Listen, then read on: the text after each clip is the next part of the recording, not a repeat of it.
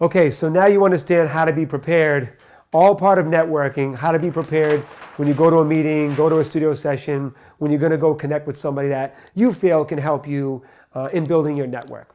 What we're going to talk about next is equally as important because more often than not, you need to master this in order to even get to a point where someone's inviting you to a studio session, where you're having a meeting.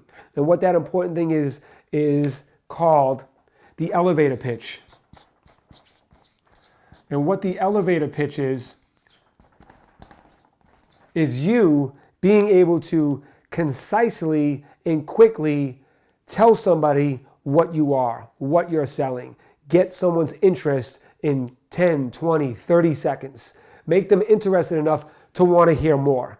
So that is your elevator pitch. Being able to quickly, and the reason this is called the elevator pitch, for those that don't know, is the time that you're in an elevator going from one stop to the next stop, how quickly can you tell somebody or sell somebody on something what you're doing. So to have an effective elevator pitch, you must know exactly who you are and what you are. So effective elevator pitch is know exactly what you are and are selling.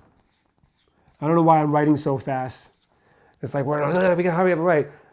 Know exactly what you are and what you are selling. If you don't know what you are or what you're selling, then neither will this person. And there'll be no interest. They're not going to say, oh, you know what? I want to know more about this person. I want to take a meeting with this person. I want to maybe potentially work with this person, add them to my network, because this is all part of networking, right? So I'll give you an example.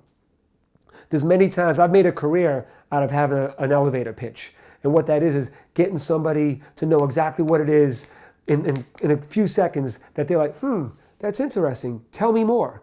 When you get somebody to tell you more, you know you have an effective. When you get them to ask you that, you have an effective elevator pitch. The second thing to have an effective elevator pitch is being concise.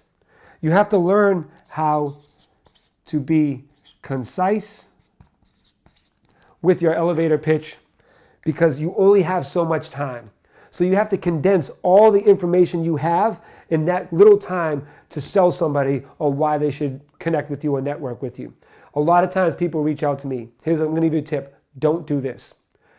Yo, I'm the hottest rapper in the world. If you just work with me, I'm going to make you billions. You didn't sell me. That was a whack elevator pitch. Don't use that. So if you happen to be saying that now, or I'm the greatest new artist, I'm better than anybody on American Idol, I'm doing this, that's just your opinion, and that's not an effective sales pitch. That's not going to make someone say, oh, you are? Because they don't believe you. What are you saying to them that's going to make them believe that?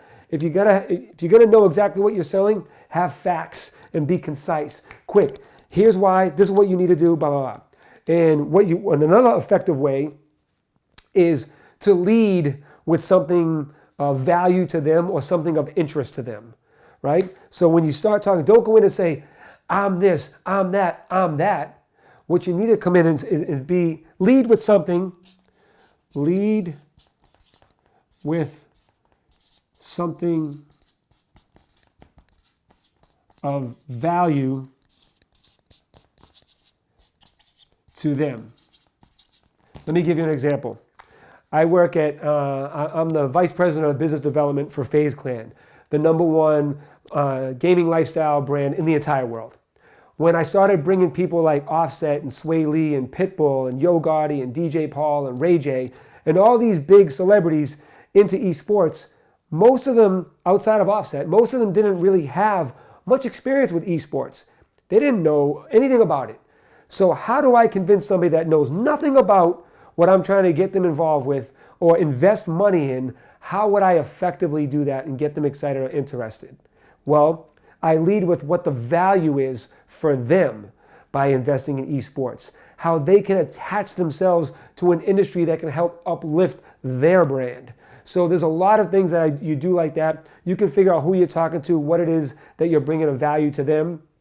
Whether it's, now you may be thinking, well, I don't work for the #1 gaming lifestyle brand. I don't have tremendous value like you have, Clinton.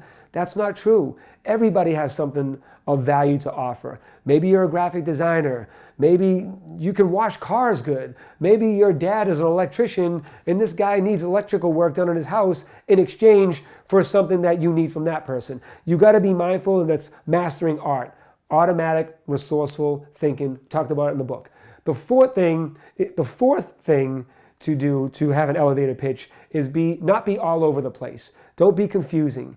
It goes back to being concise, right? So don't be confusing.